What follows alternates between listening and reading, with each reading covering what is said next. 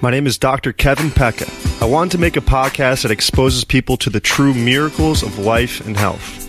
All the guests on this show have been specially picked because they bring something positive to the world. They have some of the most amazing and inspiring life stories. These people have a passion for living, healing, and leaving the world better than they found it. There is something inside these people that made them keep fighting through all the tough times, even when people told them it was not possible. They carried on and made their lives beautiful again. And now they are sharing their experiences with the world. This is the Expect Miracles podcast. Enjoy the show.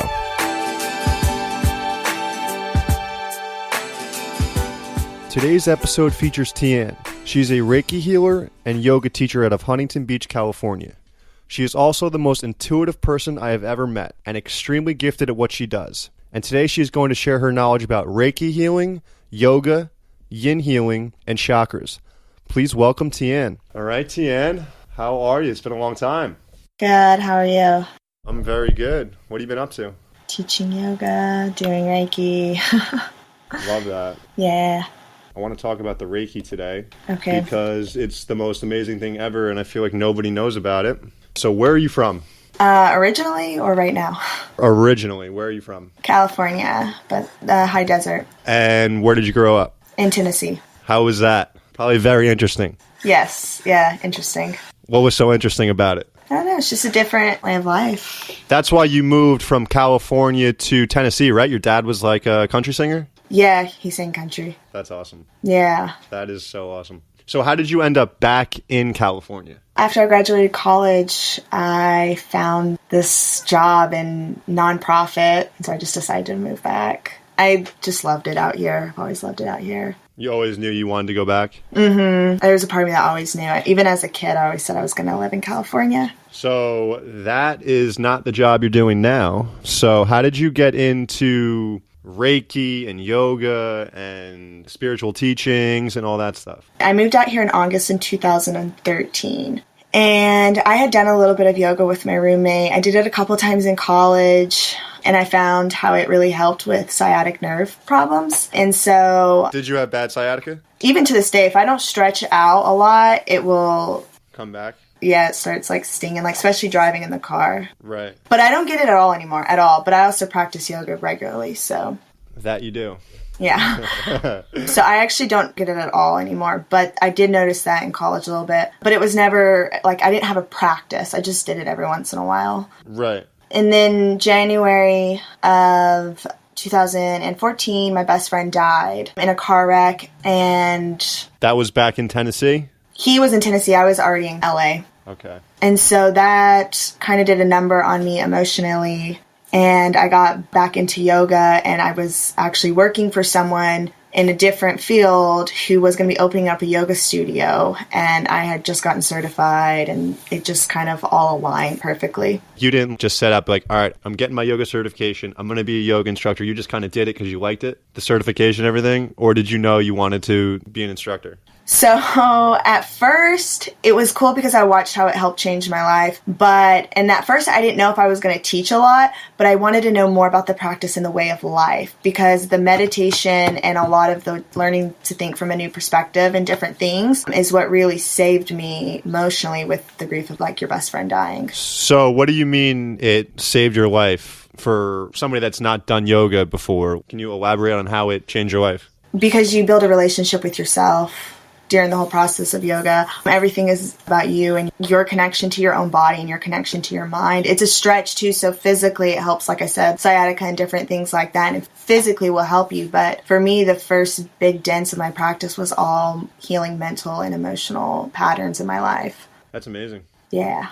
So when did the Reiki come in? Did that follow shortly after, or? Yeah, so actually I was in Thailand on a yoga retreat, and this is when I was like kind of finishing up my 200 hours to become an instructor. How did you end up Thailand? What made you pick Thailand? My instructor for my 200 hours was hosting a yoga retreat, and it was kind of the ending of my 200 hours. So I went out there for 2 weeks and did a yoga retreat. You went by yourself or with like, that's awesome. That's the way to do it. I mean, I knew my instructor and his girlfriend, but I didn't know anyone else going until I got there. That must have been an experience going halfway across the world by yourself. Yeah. What'd you like about Thailand? Just everything, the vibe, the atmosphere, the way of life. It's simple, and It's just cool. So you're in Thailand and you are doing yoga, and Yes. this eventually led you to Reiki. Yeah, so I ended up meeting a girl that came on the retreat. Her name was Sho, and she's amazing, amazing soul. And we connected a lot, and we just started talking a lot about the universe and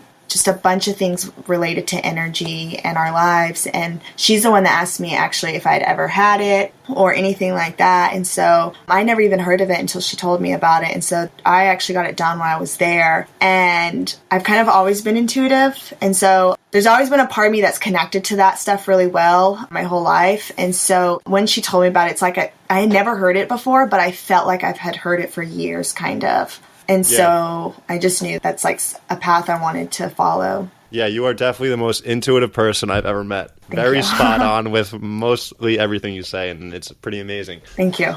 So you met this girl in, well, not just some girl, but she ended up being a really good friend to you, right? Mm-hmm. And so she told you about Reiki, and then so when you left Thailand, you looked into it a little more? Yeah, so I looked into it, and then I realized I could actually go to Thailand and Go back to Thailand and get it done there. A lot of the places that certified out here in California were only 2-day programs, and I really wanted to go somewhere and dive really deep into it. So I found a place in Thailand, actually. It was in Chiang Mai, and it's the Asian Healing Arts Center. Mm-hmm. Corey, she's the lady that runs it, and she does Reiki trainings out there, and they're 5 days. You get 30 hours of volunteer work. It just seemed like more of what I wanted to do because I wanted to like give back and really like kind of jump into it. And I just fell in love with Thailand on the yoga retreat. So I wanted to go back and see a different part. And since I had traveled there before, I knew I'd be fine to travel back. How do you explain Reiki to people that have never heard about it before or experienced it? It is an energy healing.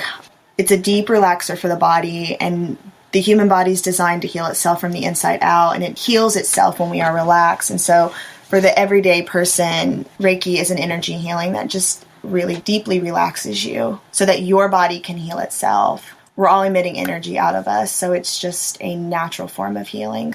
And the first like step in Reiki is you have to learn how to do it on yourself, right? Yes. So did you learn like a lot about yourself when you did, what do they call it? Like it's not step one, but it's... You get like an attunement into it. So that's just kind of, it's like a deep meditation and energy healing done by a master on you. And so it's kind of like your own personal, really channeled session before you get into it. And that kind of helps open your body up so that you can become just a channel of energy. And you do that, and then you do work on yourself, basically, just like I would with a client or someone else. Yeah. You know what's interesting? Some people like come into the office and they're like, oh, what else can I do to like feel good? And I always say, have you tried meditation? And mostly the answer I get back every time is, I don't know how to do that. Like I don't like, I try to sit down by myself, but I can't do it. And I don't really have a good answer of how would you explain like the basic steps to begin meditation? So meditation can honestly start as maybe walking your dog and just being mindful of the walk with your dog, not letting your mind chatter about the day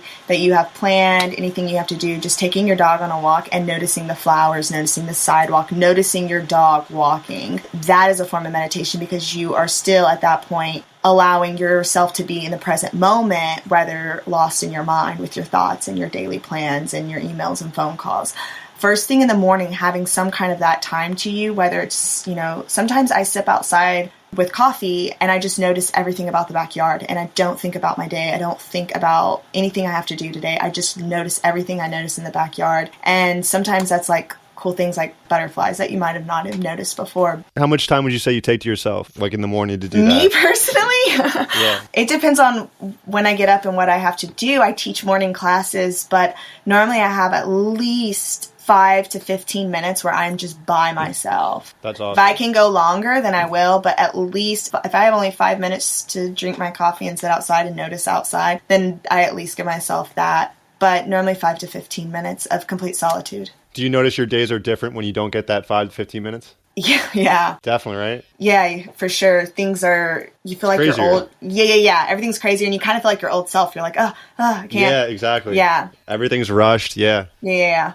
Okay, so back to the Reiki and everything. So that's meditation. So step one of Reiki is almost just getting fully present with yourself, listening to your intuition or your body or whatever, or something like that. For Reiki 1, like doing it on yourself? Yeah. Yeah, and it's really just honestly realizing that, so the energy from my hands is now gonna like, if you have your hands on your shoulders, for instance, it's the same, it's just like the energy is just getting transferred now. Like, so our hands can transfer it on our own bodies like we can help channel it through on a client. I just imagine like literally that my hands are just healing. The first time I ever got it done from you was I just had like an enormous amount of gratitude right after. I was literally in my phone book texting like everybody I knew, like thanking them. I had no idea why I was doing it. And the only thing I did different that day was I got Reiki. And I just was in a completely different mindset. Well, because like I said, we are just bodies walking around emitting all this energy, and everything is energy. Thoughts, feelings, reactions, attitudes, it's all energy. And so they say the touch is so powerful, the human touch. A hug is so powerful. There's a reason behind that, because it's an energy exchange. And when two energies exchange, they can kind of come to a balance, and it can help balance you out. So when you get any kind of energy healing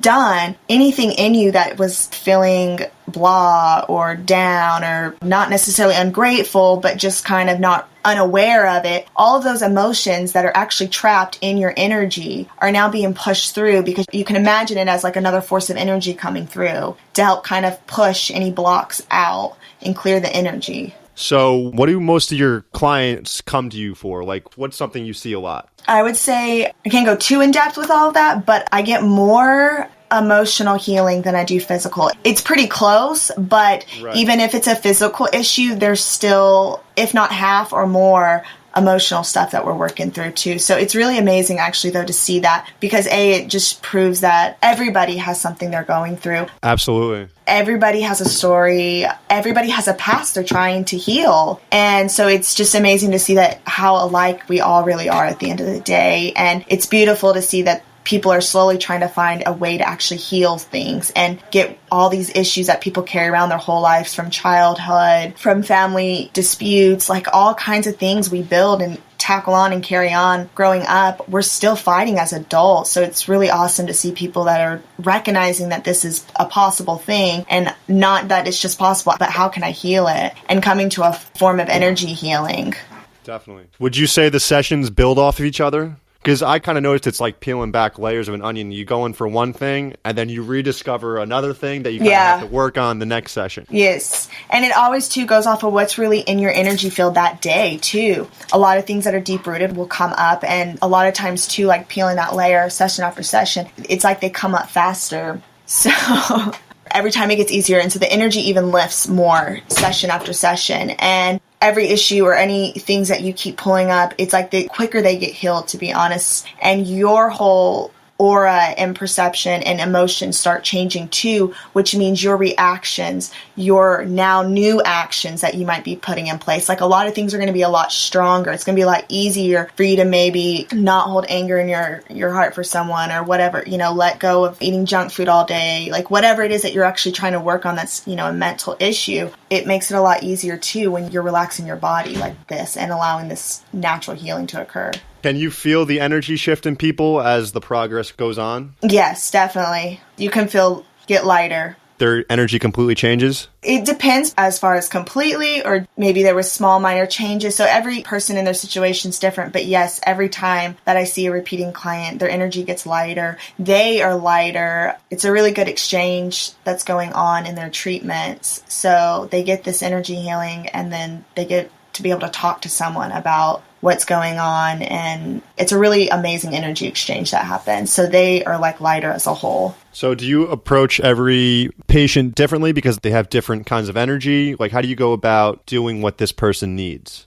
That would really base on the treatment and what I pick up intuitively with people. So that's why I said everybody's different. Everyone has different issues going on, different energies in their body. So I use my intuition runs the whole treatment. So when did you discover this intuition of yours? Because it's amazing. Did you always have it? Was it developed? It's always developed in anyone. We all have it. We all have intuition. I think some people are born with a stronger, heightened intuition just naturally. And so when I was younger, I wouldn't say I was walking around knowing that I was intuitive. I wasn't really connected to intuition or anything about it really until I moved to California. But I always just knew things. There was a lot of things I knew growing up, a lot of times that I would be like, I think this is going to happen. And then it would. And there was a lot of points where people always said that I thought I knew everything. And I got that a lot because I always was like, well, I think this and well, I think that. So I knew that that was happening, but I didn't really know that that wasn't not normal, basically, if that makes sense. I've always been off in my own little world to a degree.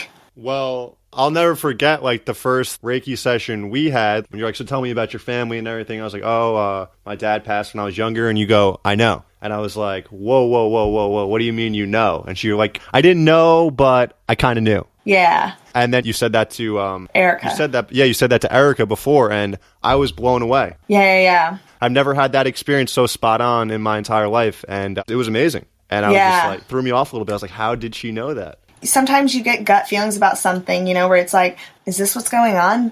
But you just almost have to trust it and run with it. Like, yeah, I was kind of like, why do I think this?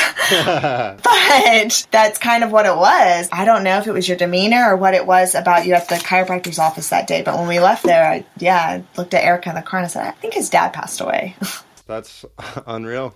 Unbelievable. Yeah. So what are you doing now? Do you have a Reiki practice in Huntington Beach? Yes. So I currently am practicing Reiki out of Hard Yoga. It's a beautiful studio here in Huntington Beach. I'm a teacher there as well. So I guess I'm just still a little confused about, like, for people listening to this, why would they go to Reiki? Why would you tell them to go to Reiki or experience Reiki? Well, first off, like I said earlier, we're all human and we all have something we're going through. Every single person walking on this earth has something they're going through. Reiki can help them get through that. Yes. And because the human body is designed, like I said earlier, to heal itself from the inside out, most of us, for instance, cannot sit down and be still just to eat dinner, let alone to sit still and be with ourselves, like I said, for 5 minutes in the morning. And the way we're designed is our bodies actually need that. We need to actually be able to completely relax, whether it's for 5 minutes or for an hour in a Reiki session. The human body needs to relax. And self-care, preventative care is really only a way of, like, doing that is so helpful for you, and we oftentimes avoid that, and you need it, and that is how it's going to bring in more abundance into your life. It's going to bring in more prosperity. Taking care of you and making sure that you are radiating the highest energy that you can is really how you're going to get anything you want in life. So coming into Reiki, it can open up a world of things for you. Do you incorporate the Reiki and the yoga? And if so, how do you do that? So when I'm teaching, I do incorporate Reiki when I'm teaching, and that's just kind of clearing the energy out in the room and going around to certain people that I intuitively pick up on that maybe need a hug or an extra adjustment during class. So I'd use it to kind of work with my students and cater to their needs. Awesome. That is great. So what's coming up for you? Did you say you're going to Costa Rica soon? Yes, that's just a trip with my sister.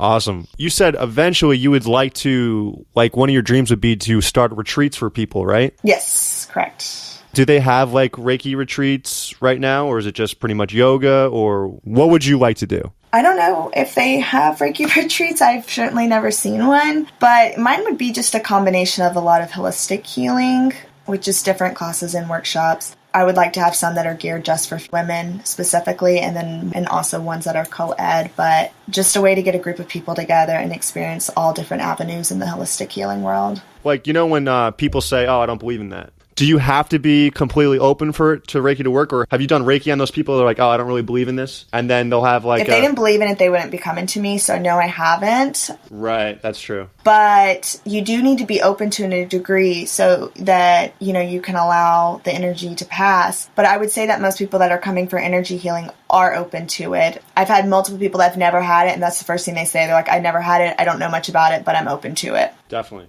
That's cool. So you're also very into your diet and healthy eating and everything, right? Yes. Are you full-on vegetarian? I'm vegan. I guess you would say I'm vegan. I eat egg, but I don't eat meat. I don't eat cheese. I don't do milk. I don't do any dairy or meat at all. How long have you been vegan for? I was completely vegan for almost 2 years, and then I started adding egg in about 8 months ago, maybe. Nice. And then I was vegetarian for like 3 years before that, on and off. What was like the biggest difference you saw from transferring over to just stop eating meat? I felt a lot lighter in my body. For me, I think it depends. I mean, I would think everybody should do what their body recommends. So I don't want to force my beliefs on anyone, but I do think there is enough science and research out there that can prove health-related issues to red meat and to the hormones found in chicken and different things like that. Definitely. But I feel like it makes you lighter in many ways.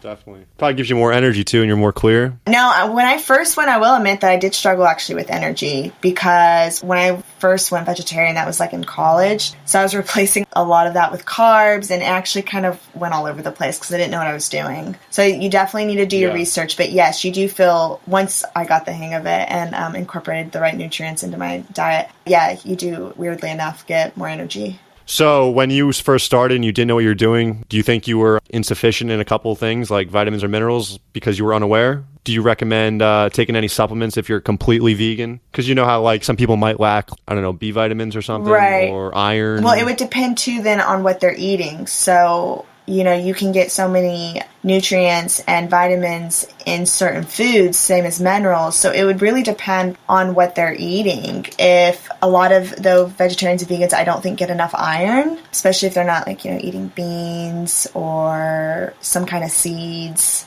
like whether it be flax or like hemp or chia. So yeah, maybe, but it just depends, I would think. So definitely eating a healthy diet, yoga, and Reiki are highly recommended on the list, huh? Yeah. I mean, you can only do what you can do, but you've got to start. I feel like since my journey to now, especially with the eating healthy and everything, if you add it all, I mean, this is like a 6-year journey I've been on with it all. So I think it takes time to find what you like in your plan and what you like to do. But as long as you're active, working on a healthy mind and eating healthy, whether it's all different across the board, I think you're doing yourself a world of a difference. Definitely. As for yoga, for people starting out, do you recommend that they, because you know how there's so many YouTube videos out there, do you recommend they do it on YouTube or go to an actual studio? Or I personally recommend just go straight into a studio and get it over with, because the only thing mainly stopping people is our own insecurities about not knowing what to do, not knowing anyone maybe. So if you are in that shoes, I would say, you know, maybe watch a couple videos at least, kind of know what you're getting yourself into if you want, but I would say just jump right in if you can, you know, if you can't afford it or whatever, there's not one near you,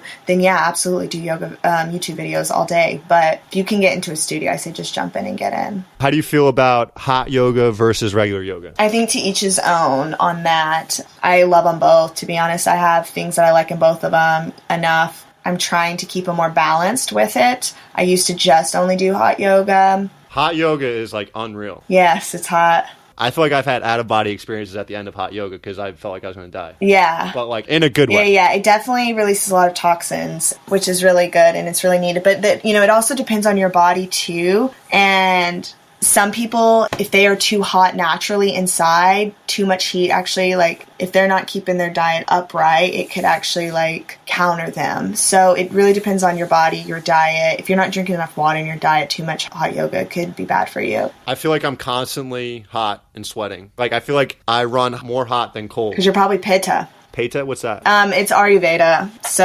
Ayurveda says you have your doshas, basically, and Pittas are very fiery. They're naturally hot, and they actually find that hot peppers make them really hot and sweaty. I don't know if eating spicy foods makes you hot and sweaty, but yeah, that's like a sign of a Pitta. Struggle with it. Struggle.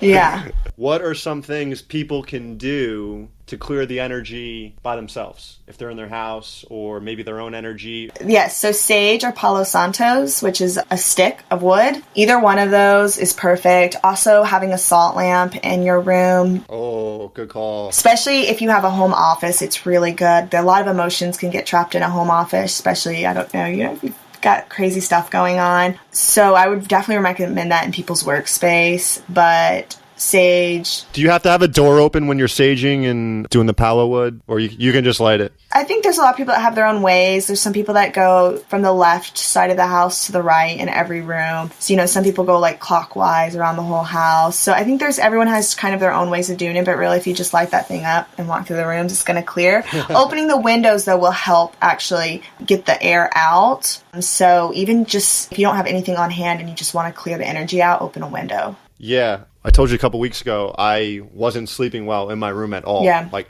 awful. And then I lit the palo wood and I got the best night's sleep ever that night. Yeah. I don't know if there was like bad energy swirling around or what, but definitely did the job. Yeah. I just want to read this because I bought the palo wood a couple weeks ago and it came with this little thing on what it does. It's an aromatic incense. Palo Santo is a natural wood known for centuries by the Incas as a spiritual remedy. Burned for purification, protection, clearing negative energy, good luck, and good fortune. Yeah. Highly recommend that. Yeah, it smells really good. A lot of people prefer it over smell sage because sage can be kind of more of a dense smell, I guess is the nice way to say it. Can you please talk about essential oils, what that's done for you and what they're all about? So every essential oil has its own properties, and I use them in my Reiki treatments and in yoga. I think I use them actually more on my students and my clients than I use them on myself right now, but I've used them on my face. Lavender and frankincense actually help remove a lot of acne scars I had on my chin. And so peppermint has always helped me if I have a headache or a stomach ache, and diffusing them can help with migraines. A lot of people will diffuse peppermint going to sleep, peppermint, lavender. So they can just kind of help. It's just like an herbal remedy at that point. So just kind of help different problems. What are some good starters if people are just diving into the essential oil department? It would depend on what you're looking for. If you're looking for relaxation or... So what you're saying is they have one for relaxation, one for anxiety, one for headaches, brain fog, like all that stuff? Just different herbs will correspond with different elements in the body. So like lavender, if you're trying to relax, lavender is good for relaxation. Peppermint, they say, is good for headaches and stomach aches. So it just, depending on the herb can depend on its properties. Unless you're just looking for some good smells. Yeah. And that's funny how like the essential oils correlate with some conditions. And then I noticed like in yoga when you do certain poses that when you do that one where you're all the way down on the ground with your arms forward, like it's good for insomnia. Yeah. Just like I found that some are good for your thyroid. I found all of that really interesting. I didn't know much about it, but do you know much about like what goes on there or? I mean, well, every pose does something for you. So depending on where you're stretching, what organs you're hitting, what muscles you're targeting, if your brain is below your heart, the way the blood flow is going, there's many areas within the body that you can be doing healing. And a lot of poses are very relaxing for the body. Any kind of time you twist, really, you're massaging your organs, you're helping your digestive tract, so it's just kind of using your body to massage your own body sometimes in certain areas. Gotcha. What are chakras? Why do they go out of alignment? How do you realign them? So you have 7 points within the body that your energy is spinning, and starting from your tailbone to the crown of your head, there's basically 7 wheels of energy turning, and each area in the body corresponds with kind of what that energy turns. It also radiates a certain color, and that's where people, when they see auras and different things, it is your energy basically spinning. And the more efficient that it is spinning, the more light and radiant that you're producing, and therefore the bigger your aura is. But you have 7 points. So you have your root chakra, which is your first one, and it's the color red, and it has to deal with everything survival, security, your family life. A lot of people that carry issues from their childhood, it's stored down there, right above your tailbone area. So when that is out of alignment, you are more likely stressed about money, you're stressed about rent, you're very ungrounded. Basically, life's very chaotic and you're very worrisome. Bringing it back into alignment is really working on grounding, associating with the color red, but really getting yourself grounded will help bring that back into alignment. And also working through whatever issues that are going on down there. Like I said, if you're carrying something from your childhood, that will not help, but that will actually bring that chakra out of alignment, basically. Can that correlate to tension in the hips? Like tight hip muscles? Well, the hips alone, the whole hip joint, which is huge, that's where you carry all of your emotions. So those are where your first 3 chakras are kind of within that whole area anyways. Your bottom 3 are very emotional based in many ways. So yes, your hips are where you carry all your emotions. So it can correlate to tight hips, hip problems, all that stuff on an emotional sense. So what's the next chakra up? The next chakra is your sacral, and it's the color orange. It has to do with pleasure, passion, your own self-identity. That's where we are, whether we're a woman comfortable in our bodies, if we're a man comfortable with our masculinity, whatever that is for you, it's being very comfortable with yourself. It's where your passions are stored. It's where your sexuality is. When that's out of balance, you might be feeling uninspired. You might be confused about who you are. Sex drives can drop, especially with people in marriages and different things like that. The lack of not wanting to have kids, that kind of stuff can happen. A lot of things just kind of basically lower when it comes to do with yourself and what really lights you up. So bringing that back into balance is it's like working with yourself basically, and kind of coming back into that connection with yourself and who you are. And it's, like I said, anything that you can correlate with orange will help. Meditations always help too, where you just kind of focus on that area and just kind of releasing anything that could be holding you back in your passions, your sexuality, or your self-identity. But also too, the energy moves up. So once you help balance your root chakra, that energy that's spinning around, when it moves up, it's going to connect better with that. So whatever fears you might have that are blocking you in your passions or your sexuality or your self-identity, fear is rooted in your root chakra. So it kind of, everything's like a domino effect. So each chakra can essentially help the next one. Does it make it more chaotic when it releases up, or it makes it better? So you released all the bad energy, you said it goes up? It grosses out. Just your energy in your human body moves up. Okay, gotcha. But you have energy stuck and stored in you. But the way your natural just energy moves, it moves up, and you've got these 7 wheels in which it's moving. So the next one is kind of in your pelvic area. The next one above that is your solar plexus, and it's yellow, and it's right above your belly button. And this is basically where your confidence is. It's where your willpower is. When this is out of balance, you're not very confident in yourself, in your life. You're second guessing a lot of things.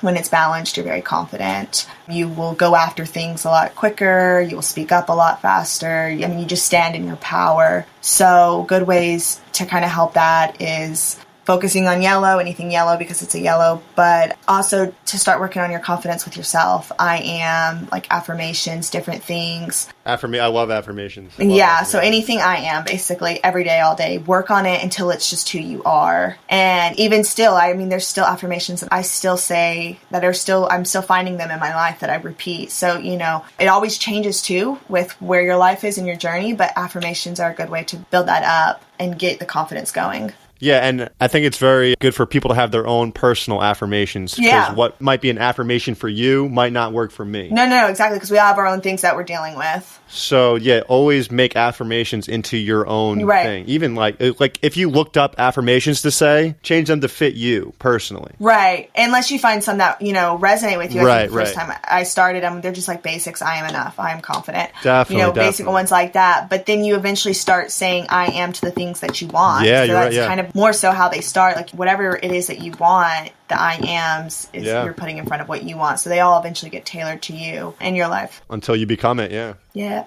Okay, so that was the solar plexus. And so those are your 3 lower chakras. So these are basically based in in the earth, basically, our physical realm here. They're all of your emotional, basically. So the 4th now is your heart, and this we start moving up into the ethical realm, so the upper chakras, basically. And the 4th chakra is your heart chakra, and it's color green. This is where anger rests. This is where sadness rests. Grief. And guilt, that's another thing. Guilt is down in your root chakra too. So guilt actually isn't behind the heart. It's down in your root chakra. So anything that's really ever saddened you or disappointed you or hurt you is held in your heart. And so forgiveness is, I feel the best way. And a lot of people have a closed heart chakra. So the will's not spinning very fast. We've had a lot of hurts in our life or a lot of things not go our way. So it's very close. So really working on actually physically opening your heart. Many of us too walk with our shoulder hunched in, and our chest is actually closed off this way. Kind of like that movement you make when you're cold.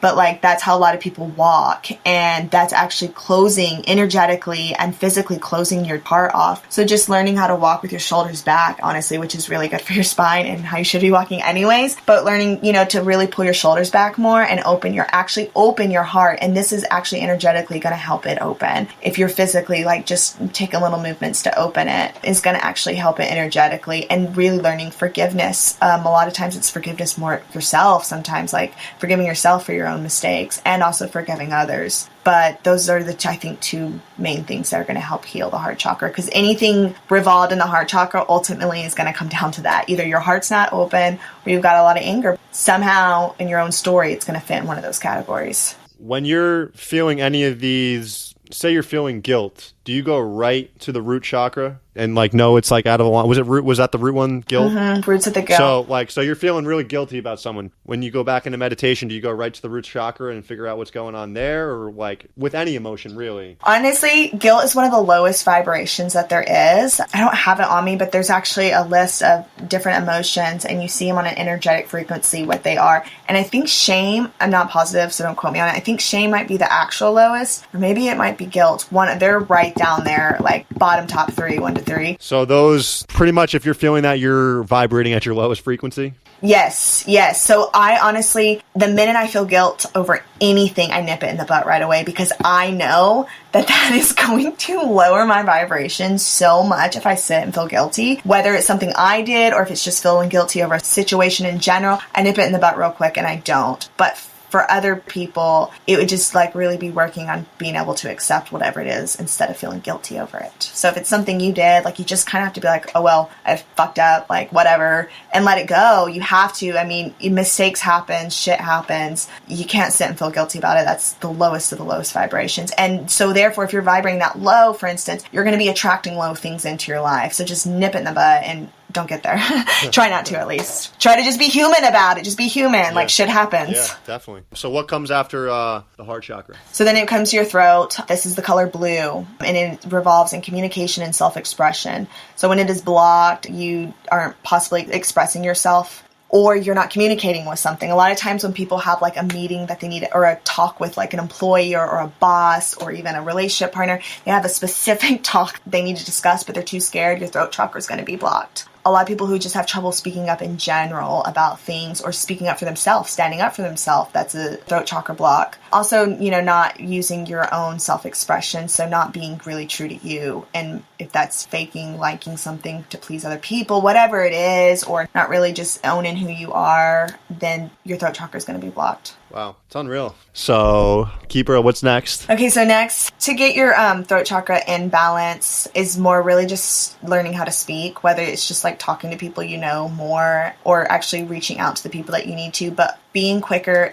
trying to respond quicker with people, and actually have talks that, even if they're uncomfortable, just overcoming it and having it, and also like doing things that you like will show a sign of your expression, and that will help put it back in balance. Wow, very interesting. Yeah. So then next after that is your third eye, and that is like violet or indigo blue. Everyone kind of has a different take on that. So that is your third eye, and this is your seat of intuition. So like we were talking about, I know intuition a lot of times can be in your gut too, but this is really the seat of it. And this is in the ethical realms at this point. These are like your higher chakras, and they're basically like, if you can imagine having like chakras in the clouds, basically. This is where your all-knowing is, like your true self, who you are, why you're here, what you're doing. Like, this is all here in your third eye. All the answers that we sometimes seek in all these outside external sources are right here in our third eye. Like, this is our all-knowing. And so that's the point of meditation, is to really actually work on opening the third eye and connecting to it, so that we can figure out our own answers in life and follow the paths for us, and really connect to that higher self that's within all of us, that God that's within everyone. Definitely. So one more, right? Yes. One more.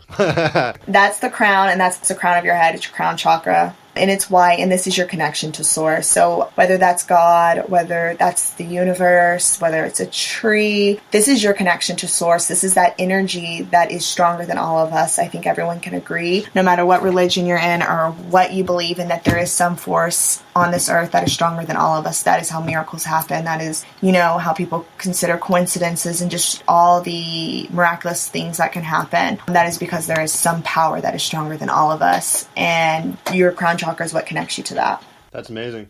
So, yin healing. So yin is basically a passive approach to yoga. All the classes, normal vinyasas, power flows, hot yoga flows, all of those are yang style. That is an active. Yin is passive, and it is targeted for kind of your lower body. And it is holding poses 3 to 5 minutes. They discovered basically when you hold poses for longer periods of time like this, it moves past the muscle layer and really into your connective tissues, Also, your connective tissues and your joints carry a lot of your own energetic emotions. A lot of them are actually, most of people's issues physically, I believe, physically and emotionally, are stored in your connective tissues. And so being able to hold these poses for longer period of times and get that deep into the body is allowing for a tremendous amount of healing to occur from literally the inside out. So it's a really good healing, and it's, like I said earlier about you can barely get people to sit still and eat dinner. Most people are eating as they're walking through the house or watching TV. Like, you can't just get people to sit down and eat a dinner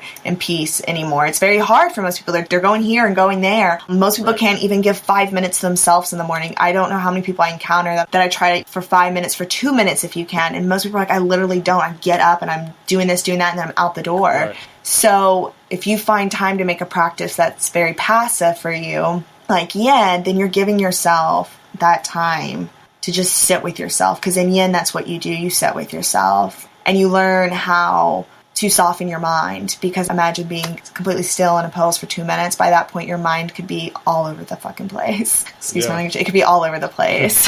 Good. Sorry about it. So you really learn how to gain control and soften the mind and listen to the body. Also, the mind and the ego start to arise. Ego needs reasoning, it needs logic, it needs facts. It thinks in terms of right or wrong and good or bad. So when it's in discomfort, it's like, oh, I got to remove you. What is this? Why am I feeling this? This hurts. This doesn't feel good. Blah, blah. All these thoughts keep coming in. And so it's learning how to just kind of soften those and let them bypass versus falling into them and fidgeting around or coming out of the pose. So you learn quite a bit of mind control in the class and learn how to listen to your body and release the ego mind when it starts to come up and just sit with yourself. That sounds unreal. Yeah. I'd love to try that. Yeah. So for people listening to this that want to try Reiki now, how would they go about that? What's the best way to find a Reiki healer near you? I would say, look up the yoga studios. I think it's becoming way more common that yoga studios having Reiki. I know there's about 4 here in Huntington that all have a Reiki healer on hand. So that's there working out. It's becoming more common that they're having Reiki healers. So I would definitely look into the yoga studios and call and see. And then it would depend on your city, where you're at, but any kind of maybe crystal shop, any kind of spiritual awakenings type shop, or a metaphysics shop might have it. Also, a lot of Reiki healers, we all have kind of like our own business as our healing business. And so just getting on Yelp, I think you'd be able to find them. If you get on Yelp here in Huntington Beach and type in energy healer, just a list of people, like astrologers even come up, like just all kinds of people in that field start showing up. So if they're on Yelp, then you could probably find them on Yelp too. Well, more importantly, how do we find you, Tiann? I'm in Huntington Beach, California.